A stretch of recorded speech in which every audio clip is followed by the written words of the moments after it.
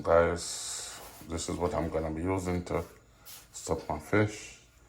Some mixed vegetable, broccoli, peas, bell peppers, carrots, also my okra, and some more mixed vegetables, carrot, Irish potato, corn, peas, mix with it, and there's my fish, my natural season, my badea,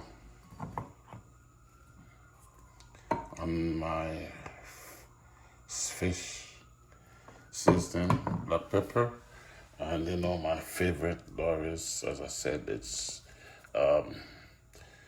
no MSG,